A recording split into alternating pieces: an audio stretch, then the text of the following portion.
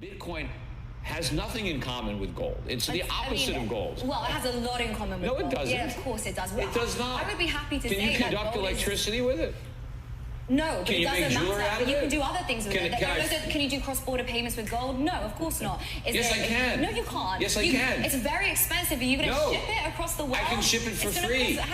All I have to do is have my gold stored and have ship the ownership, transfer the owner. The gold doesn't have to move. Just my ownership of the gold. No, it's not. Of course it's bad. No, it's not. Because then it's basically paper receipts and we're back to no, but the gold, no, it's not a fiat currency. It's real currency because it's backed by gold. And there you have it from Peter Schiff, and he's trying to explain why he believes Bitcoin has zero value. Bitcoin and gold have no similarities. You can't conduct electricity with it. You can't make jewelry out of it. Are these fair arguments? Now, our good buddy Peter Schiff, he's been in the markets for years, and he's been a pro advocate for gold and a totally against Bitcoin, anything Bitcoin. And while he's been saying this, Bitcoin has outperformed gold by a landslide. It's not even close. So today we'll be looking at Bitcoin versus gold. What's the better investment? We'll get into the technicals and tell you why we disagree with Peter. And with that, what's happening, Crypto Crew? Sean's coming back at you, another cryptocurrency video. And before we get into it, make sure you go ahead and check us out at our Patreon, patreon.com/Bitcoin Bros. We go over technical analysis, in-depth analysis, things you don't see on the channel. You can get one-on-one interaction with the Bitcoin Bros. Getting straight into it, taking a look at the Bitcoin price chart. What do we see? So we're comparing Bitcoin versus gold today.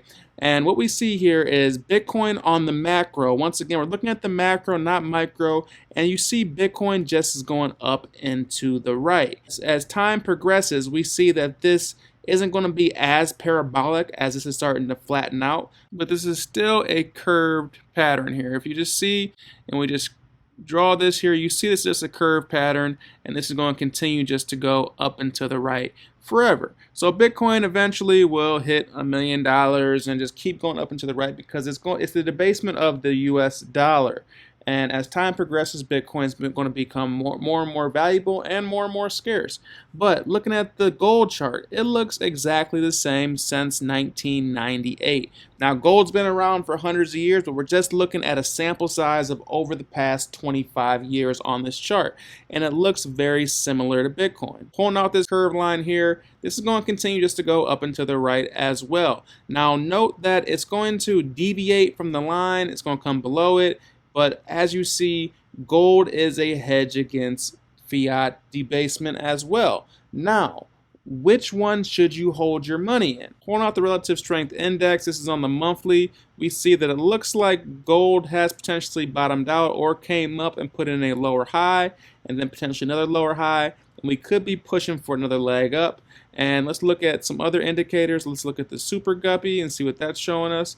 And this is definitely green. Let's look on the lower time frames to see, because sometimes it's a little bit better with the lower time frames. It's green on the daily, it's green on the 5-day, and green on the weekly. So that looks good. Looking at the monthly, those are what we're going to pay attention to, because we're looking at the macro. Once again, this is just putting in a lower high and then once again a lower high. And then we could be coming up to the upside around that 2024, 2025 time frame. Now, how high can gold go is the question. A lot of people have been asking about gold. Where should they put their money at? What's better, gold versus Bitcoin? Well, as you know, we're the Bitcoin Bros, so we're going to be advocates of Bitcoin. Bitcoin, as Paul Tudor Jones mentioned, is going to be the fastest horse in the race. But as you see here, look at the technicals on gold, we see that it seems to be some type of cup and handle pattern that's playing out. And as you see, if we just pull from the bottom of this cup to where the lid would be, and then we pull this over, we could actually see where the technical target could be for gold once it breaks out of this. If it breaks out of this, this could take us up to almost the $4,000 range. Now let's just see on the fib extensions if this gives us a similar story, pulling up to the previous highs. And the $4,000 range is within a technical target, most definitely, the 2.618 to 3.618. And as far as a percent move from where we are right now up to where this potentially could be going, that's about 100% move. So, you know, you could double your money if you put your money into gold over time. Now, no one knows how long this is going to take to play out, because gold is the slow mover. Mind you, this chart here, it looks very similar to the Bitcoin chart. But the biggest difference is this is a sample size from 2009 to present day. So you're looking at a 14-year sample versus 1998 to present day. So you're looking at a 25-year sample. So it's a difference of 11 years. Bitcoin moves probably twice as fast as gold. But there's one thing we want you to pay attention to. In the Bitcoin price chart, you can see that, Bitcoin comes up, and if this is some kind of type of funky cup and handle pattern, this could potentially be it, but we don't think so just because the formation doesn't look like that. So we're not going to call this a cup and handle pattern. Could be, but we're not going to call it that on the channel, because if you look here, if we use this as the bottom of the cup and hold up to where the lid would be, and then whenever we come up to this green line will be technically where the lid breaks. So this would take us up to roughly a $2 million Bitcoin. So we'll get there, and this could be a macro pattern that's playing out, and we could just have micro patterns playing out within it, but this is not going to probably happen after the next halving. It's a possibility, but it's not highly likely. So keep that in mind. But one thing we do want to take a look at is if we get rid of this on the gold chart, we do see that it seems that if we zoom into this price action, this is where Bitcoin and gold look very similar.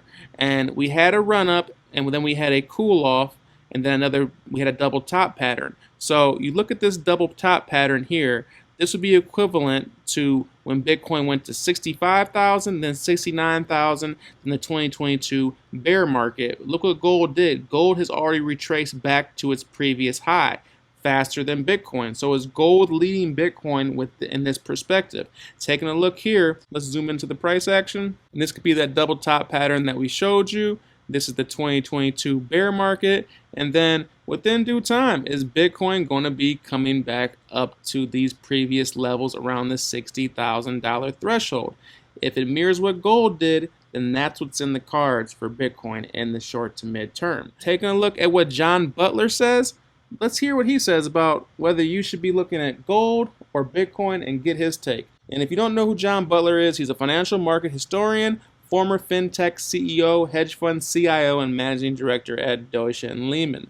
And you can check out more from him at Butler Gold Revo. Based on his Twitter handle here, you can probably guess where he's leaning with the Bitcoin gold debate. Let's hear what he has to say. So you don't see Bitcoin as potentially being the basis for this new monetary standard that we may shift into? Well, look, I don't see sovereign nations trusting a Bitcoin internet network to the same degree they would trust physical gold in their own custody or physical gold in a neutral jurisdiction that they trust. I don't think the two are in the same league. And certainly when it comes to the concept of a monetary habeas corpus, that is something with value, that is physical, that requires actual violence against an individual to seize, I don't think Bitcoin is in the same league as gold. There's another way in which I believe gold is superior to cryptocurrency, including Bitcoin. The fact is, Bitcoin was created by man. Cryptocurrencies were created by man. Any future cryptocurrency was created by man. Anything that is created by man can be corrupted, abused, manipulated, debased, and messed with by man, no matter what apparent safeguards have been put by man into it. Whereas Mother Nature, God, the universe, call it whatever the hell you want, created gold. And gold has unique properties in the physical universe that cannot be manipulated by man, no matter how much we try. And that, to me, is simply a different grade of asset. It's just on a different level. It's eternal. It existed before we did. It will exist after we're long gone. Bitcoin cannot make the same claim, nor can any technology created by man.